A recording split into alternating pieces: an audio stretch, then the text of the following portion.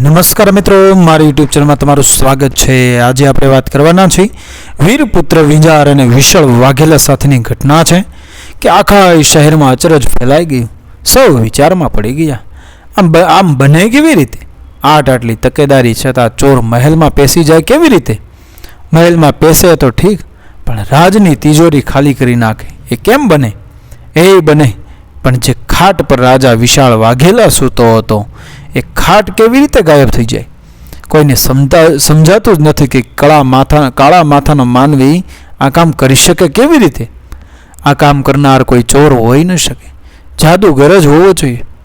વધારામાં ચોરને ચપટીમાં પકડી પાડવાનું ને તે માટે ભયંકર કાવતરું ગોઠવનાર ખુદ ઓધવજીનું માથું ખાઈના કાંપમાંથી મળ્યું। આ બધું બને કેવી રીતે? સૌ કોઈને આ ચમત્કાર જ લાગતો। ખાઈમાંથી માથું ને ધડ બહાર કાઢવામાં આવ્યા। ધડ પર કાળો કીટાળો જેવો કાંપ વીંટાળેલો હતો। આથી કોનું ધડ છે તે ઓળખવું અઘરું હતું। સૌ વિચારમાં પડ્યા। વિશાળ વાઘેલાને કંઈ સમજ ન પડી। લાંબા વિચારને અંતે નક્કી કર્યું કે આ માથું આ ઓધવ મંત્રીનું છે, પણ આ ધડ ચોરના સાથીદારનું લાગે છે। પોતાનો સાથી ઓળખાઈ ન જાય માટે એણે એનું માથું કાપી લીધું હશે અને એને ઠેકાણે ઓધવજી મંત્રીનું માથું રાખી દીધું હશે। દરબાર ભરાયો। વિશાળ વાઘેલાની વાત સૌએ વાગોળી ને આખરે નક્કી કર્યું કે બાહોશ ચોર પોતાના સાથીનું ધડ લેવા આવવો જોઈએ। એના ધડને જરૂર એ અગ્નિ સંસ્કાર આપવા આવશે। બસ એ વખતે ચોરને હોશિયારીથી ઝડપી લેવો। આ કામ માટે કાબેલ માણસોની તાબડતોબ નિમણૂક થઈ ગઈ। વિશાળ વાઘેલાએ એ ધડને ધારાનગરીના ચોગાનમાં મુકાવ્યું। એ તરફ કોઈને પણ ફરકવાની મનાઈ કરી। પોતાના સિપાહીઓને ચોકીએ બેસાડ્યા। વધારામાં જણાવ્યું કે ચોર ભારે ચાલાક છે, માટે આંખનું મટકું પણ ન મારશું। આખો દિવસ એમને એમ ગયો। એ બાજુ કોઈ ફરક્યું પણ નહીં। ચોકી કરતા જમાદારોને પણ કંટાળો આવવા લાગ્યો। બધા ધડની નજીક બેસી ગપ્પા મારવા લાગ્યા। એક જમાદાર બોલ્યો કે મારા દાદા એવા પહેલવાન હતા કે હાથી પર ચડે ને બેઠા બેઠા જોર કરે તો હાથી જમીન પર બેસી। બીજા જમાદારે બણગો ફૂંક્યો। એ બોલ્યો બસ એટલું જ ને? મારા દાદા તો એવા પહેલવાન હતા કે જંગલમાં જઈ સિંહને કાન જાલીને પકડી લાવતા, ઘરનું કામકાજ કરાવતા, ગાડે જોડતા ને સાંજે પીઠ પર દંડુકો લગાવી ભગાડી મૂકતા। એમાં ત્રીજો જમાદાર બોલી ઉઠ્યો, ઓહ, એમાં તે વળી શી દાડ મારી? મારા દાદા એકવાર જંગલમાં ફરવા ગયા હતા। હાથીઓને સિંહને ખૂનખાર લડતા જોઈ એમને ગુસ્સો ચડ્યો। બંનેને પૂંછડીએ પકડીને એવા ફંગોળ્યા કે બાળ ગાવ પર જઈ ચીપડ્યા। આમ ઠંડા પોરની વાતો ચાલી રહી હતી। રાત વધુ ને વધુ ઘેરી બનતી હતી। જમાદારોના પેટમાં કકડીને ભૂખ લાગી હતી અને બીજી તરફ આંખો ઊંઘથી ઘેરાવા લાગી હતી। એવામાં જોયું તો સામેથી એક ગાડું ચાલ્યો આવે છે। જમાદારો આંખો ચોળીને બરાબર તૈયાર થઈ ગયા। હથિયાર પર હાથ રાખ્યો અને ગાડું નજીક આવતા હાક મારી, ખડે રહો, કિધર સે આતે હો, ઇધર જાતે હો। ગાડાવાળો વાણિયો નીચે ઉતર્યો અને ગુજર્યો, શું છે તને ખડે રહો? આજ તો શકન જ ખરાબ થાય છે। ગાડામાં લાકડા ભરી વેચવા આવ્યો, પણ ખબર નહીં કે ધારામાં બધા રૂપિયાના 3 અડધાવાળા જ રહે છે। એક જમાદાર બોલ્યો, એ જરા જીભ સંભાળીને બોલ, નહીં તો જોયા જેવી થશે। વાણિયાએ ઠાવકાઈથી કહ્યું, હવે વળી વધારે જોવા જેવી શું થશે? આજે ઘણું થઈ ગયું છે। આ મીઠાઈ લાવેલો તેના પણ પૈસા માથે પડ્યા। માગી 4 શેર અને આપી 2 શેર, અને તે વાસી દુનિયા ભરોસા લાયક રહી નથી। તરત વાણિયો મીઠાઈની માટલી લઈને ગાડામાંથી નીચે આવ્યો ને પોતાની વાતની ખાતરી કરાવવા જમાદારોની વચ્ચે માટલી મૂકી। તેરી મીઠાઈ વાસી હે, પણ અમારી તો એ માસી છે।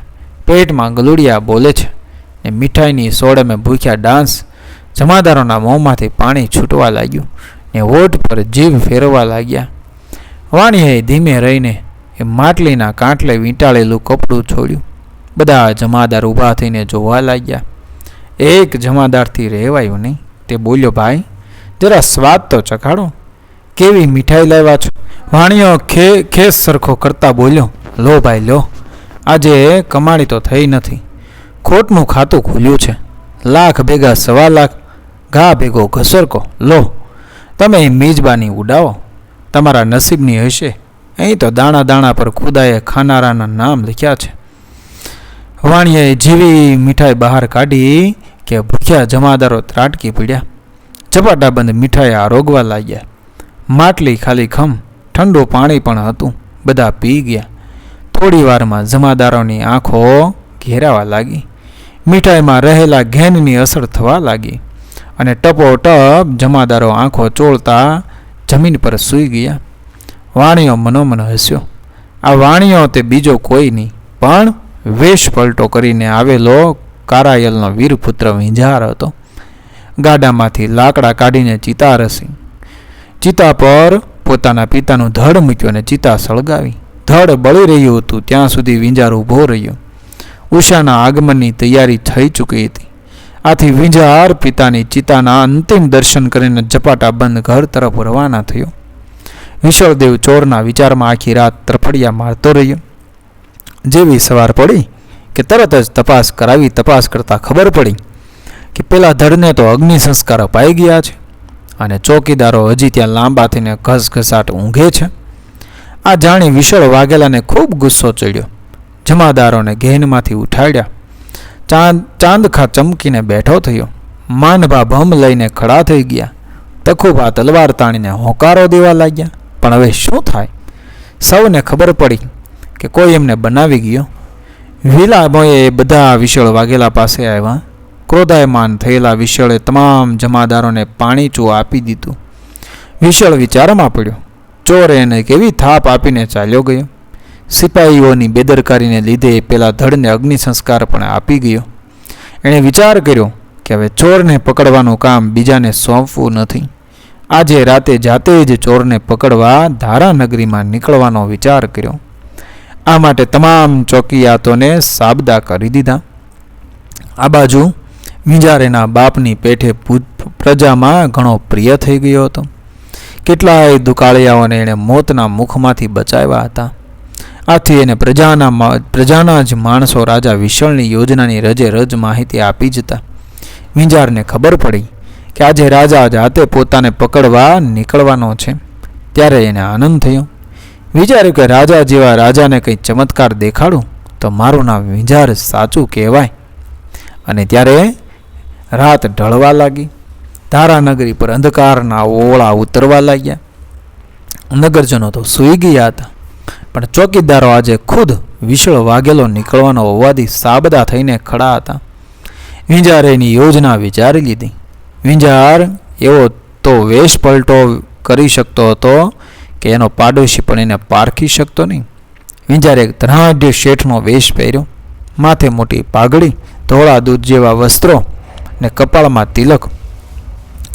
શહેરની બહાર આવેલા એક તળાવ પાસે રાજાના આવવાના રસ્તા પાસે જઈને બેઠો. રાજાના ઘોડાના ડાબલાનો અવાજ ક્યારે સંભળાય એની રાહ જોવા લાગ્યો. મધરાતી થઈ. સરવા કાન કરીને બેઠેલા વિંજારને ઘોડાના ડાબલા સંભળાયા. એને ખાતરી થઈ કે નક્કી રાજા એકલો આવે છે. તરત જ વિંજારે પોકે પોક મૂકીને રડવાનું શરૂ કર્યું અને વચ્ચે બોલવા માંડ્યું. ઓ બાપલિયા રે, હવે મારે શું થશે? આખી જિંદગી મજૂરી કરીને મેળવેલું જતું રહ્યું. રે હાય હાય, હું બાવો બની ગયો. આવો અવાજ સાંભળી વિશળ વાઘેલો ચોંકી ઉઠ્યો. એણે ચારેય તરફ નજર ફેરવી તો તળાવની પાળે એક શાહુકાર જેવો માણસ જોર જોરથી છાતી ફાટ એ રુદન કરી રહ્યો હતો. વિશળ વાઘેલો તરત એની પાસે ગયો અને એને સાંત્વના આપ્યું. શાહુકાર બનેલા વિંજારે ખૂબ ગદગદિત અવાજે કહ્યું કે ચોર મારું બધું લૂંટી ગયો. તમને આવતા જોઈને હજી હમણાં જ તળાવમાં પડ્યો. જુઓ, પેલો જાય. આમ કહી વિંજારે આંગળી તળાવની વચ્ચે એક જગ્યાએ ચીંધીને વિશળને તે જગ્યાએ કશું તરતું દેખાયું. વિશળ વાઘેલાને થયું કે નક્કી આ ચોરે પેલો ચતુર માનવી જશે. આજે હાથ કરવાનો ઠીક લાગ મળ્યો છે. ચાલ, આજે કેટલી વિસુએ 100 થાય એ તેને આ વિશળ એકલે હાથે બતાવશે.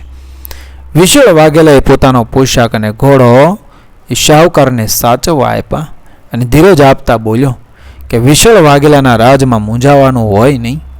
પળવારમાં એ ચોરને તારા ધન સાથે જીવતો લાવી દઉં છું. અહીં જ ઊભો રહેજે. મોઢામાં તલવાર રાખીને વિશળ વાઘેલો તળાવમાં પીડ્યો. ઝડપથી પાણી કાપતો અંધારામાં પેલું માનવી જેવું કંઈ દેખાતું હતું તે તરફ જવા લાગ્યો. આ બાજુ વિંજારે ઝડપથી રાજવીનો વેશ ધારણ કર્યો અને ઘોડા પર સવાર થઈને ચાલી નીકળ્યો. રાજવી હોય એવા દોડધામથી શહેરના દરવાજામાં પ્રવેશ કર્યો. તરત જ એ પોતાના પિતાની ચિતા સળગાવેલી એ સ્થળે ગયો. જેમ જેમ એ આગળ વધે તેમ તેમ સૌ એને વિશાળ વાઘેલો માનીને નમન કરે. કારાયેલની ચિતા પાસે જઈને ફૂલ એટલે હાડકા લીધા. રાજાને પૂછે કોણ? સૌને થયું કે રાજા જરૂર ચોરને પકડવા કોઈ નવો જબરો દાવ અજમાવતા લાગે છે. વળી પોતે રાજા આવ્યો તે સમયે બરાબર સાબદા હતા તે જાણીને મનમાં ફૂલાવા લાગ્યા. રાજાને વધુને વધુ લડીને નમવા લાગ્યા. રાજા થોડી વારમાં ચાલ્યો ગયો. સિપાહીઓ રાજાના ગયા પછી વિચારવા લાગે કે નક્કી રાજાએ પોતાની તરફ જોયું હતું અને હવે તે આવતીકાલે પોતાને બઢતી આપશે. આમ વિચારતા સૌ મૂછ આંબળતા હતા. વિશાળ વાઘેલાના વેશમાં રહેલો વિંજાર દરવાજા પાસે આવ્યો. મુખ્ય દરબારને અને બીજા ચોકીદારોને બોલાવ્યાને કહ્યું કે આજની રાત તમે એક મટકો પણ મારશો નહીં. પેલો ચોર મારું નામ લઈને એ દરવાજો ખોલવા તમને વિનંતી કરશે, તમને ખોટી રીતે છેતરવા પ્રયત્ન કરશે, તમને મોટી મોટી લાલચ આપશે. પણ જો કોઈએ ભૂલ કરીને દરવાજો ખોલ્યો તો ધારજો કે તમારામાંથી એકેનું માથું સવારે ધડ પર સલામત નહીં રહે. તમારું કામ બરાબર હશે તો કાલે તમને જરૂર બઢતી મળશે. આટલું કહી વિશાળ વાઘેલાના વેશમાં રહેલો વિંજાર પોતાના રહેઠાણ તરફ ચાલી નીકળ્યો. વેશ અને ઘોડાને ઘરમાં રાખ્યા અને નિરાતે સૂતો તળાવમાં પડેલો વિશાળ વાઘેલો ઝપાટા બંધ તરતો પેલા ચોરની નજીક પહોંચ્યો. એણે તલવાર ઉગામીને જોરથી ઘા કર્યો. ધડામ કરતો અવાજ થયો અને અંધારામાં વિશાળ વાઘેલાની પાસે અડધું તૂટેલું માટલું તરતું તરતું આવીને અથડાયું. વિશાળે પોતાની આજુબાજુ ઠીંબડા તરતા જોયા. એકદમ ઝંખવાણો પડી ગયો. કાપો તોય લોહી ન નીકળે એવી એની સ્થિતિ થઈ. એને થયું કે નક્કી પેલો માણસ પોતાને બનાવી ગયો છે. વિશાળ ઝપાટાબંધ તરતો તળાવને કિનારે આવ્યો. એનો ઘોડો, એનો વેશ અને શાહુકાર ત્રણેય ગાયબ. વિશાળને થયું કે પેલો શાહુકાર એ નક્કી રાજાને અત્યાર સુધી બનાવી જનાર ચોર જ હોવો જોઈએ. પળવારમાં ચોરને લાવીને હાજર કરું છું એવી વાત કરી હતી. એ ખોટી ડંફાસ ઠરી. વિલામોએ વિશાળ વાઘેલો શહેરના દરવાજા પાસે આવ્યો. આવીને જોયું તો દરવાજો બંધ હતો. ખોલો! વિશાળે જોરથી બૂમ પાડી મારી. અરે કોઈ છે કે? દરવાજો અંદરથી જવાબ આવ્યો. દરવાજો ખોલવાની મનાઈ છે, સવારે આવજો. બીજો અવાજ આવ્યો. દરવાજો ખુલે ખરો, પણ તમારું નામ કહો તો. વિશાળ જોરથી ગુસ્સે થઈ અને કહ્યું કે મને નથી ઓળખતા? હું એ વિશાળ વાઘેલો. અંદર રહેલા મુખ્ય દરબાન અને ચોકીદારો ખડખડાટ હસી પડ્યા. એમને થયું કે પોતાને રાજા જે વાત કરી ગયા તે સાવ સાચી પડી. એક ચોકીદાર બોલ્યો, બરાબર બરાબર, ચોર થઈને જાતને વિશાળ વાઘેલામાં ખપાવો છો? વિશાળ વધુ ક્રોધે ભરાઈને બોલ્યો, ચૂપ રહે, દરવાજો ખોલ, નહીં તો માથું ધડ પર નહીં રહે. એક ટીખળી ચોકીદાર કહે, ભાઈ દરવાજો ખોલીએ તો અમારું માથું એ સલામત નથી. સમજ્યા ને? વિશાળ ઘણી વાતો કરી, વિગતો આપી, આખરે કંઈ ન વળતા લાલચ આપી અને જલ્દી દરવાજો ખોલો. તળાવમાં પડેલો હોવાથી આ ઠંડીમાં રહેવાતું નથી. તમને બઢતી આપીશ. અંદર રહેલા ચોકીદારો ફરીથી ખડખડાટ એ હસી પડ્યા. પણ દરવાજો ઉઘાડે કોણ? વિશાળ વાઘેલાને બાકીની રાત કડકડતી ઠંડીમાં બહાર ગાળવી પડી. સવારે શહેરનો દરવાજો ખુલતા ચૂપચૂપ મહેલમાં જતો રહ્યો. બીજે દિવસે વિશાળ વાઘેલાએ કચેરીમાં જાહેર કર્યું કે પેલો ચોરને પકડવાના તમામ ઇલાજ નાકામયાબ નીવડ્યા છે. હવે એ જાતે હાજર થશે તો એ જે માગશે તે આપીશ.